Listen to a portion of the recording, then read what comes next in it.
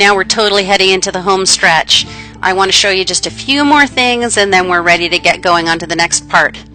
So, we haven't talked about nasalis yet.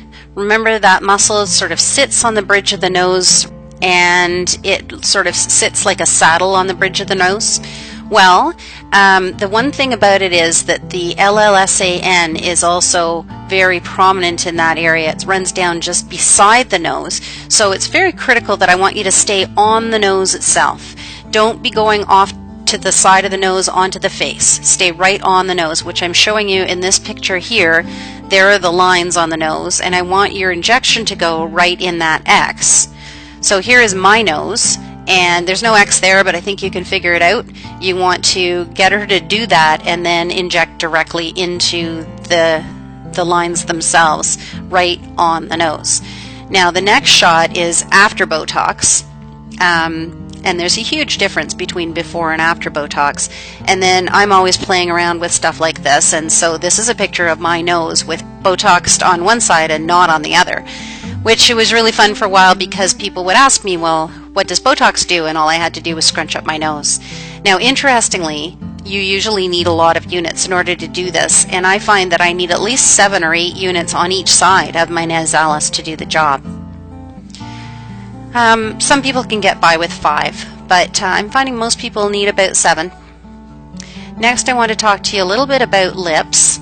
This lady, for instance, has some small lips that are made worse by the fact that she's a smoker, so she has vertical lip lines. And what I like to do is divide the lip into thirds, and the dotted line in the middle there extending up is the philtrum, and then if I draw a line from there to the corner of the mouth, and that's where the arrow is, that whole section, I've divided now into thirds, and the X's mark the first third and the second third. So my shots go about 2 millimeters above the vermilion border and just barely subcutaneously. Normally it's 1 or 2 units. So in that lady that I just showed you, I probably just put 1 unit in each of those X's. So I put 1, 2 on the right and 1, 2 on the left. Now this lady has stronger lips, and so she could tolerate 2, 2 on the right side and 2, 2 on the left.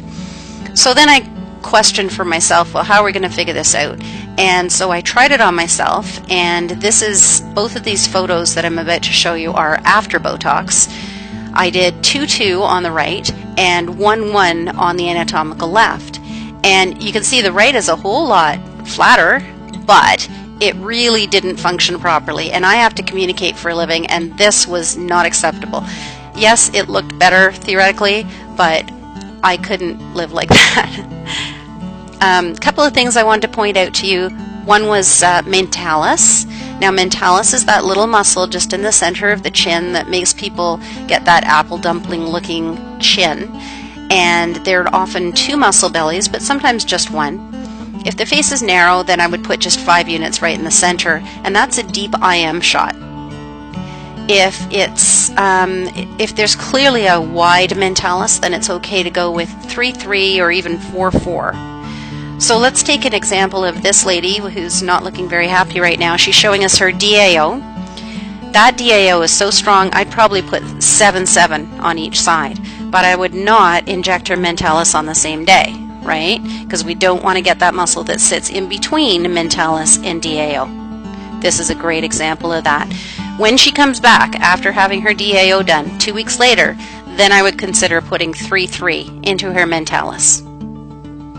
And this one I just want to show you out of interest. It's considered an advanced technique, but this lady has a platysmal band, and it extends all the way up towards her neck.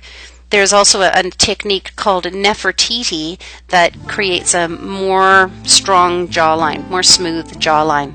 Oh, and one other thing I meant to mention about lips is that you can go to half a day of lecture on lips. You could go to a full day of lectures on lips.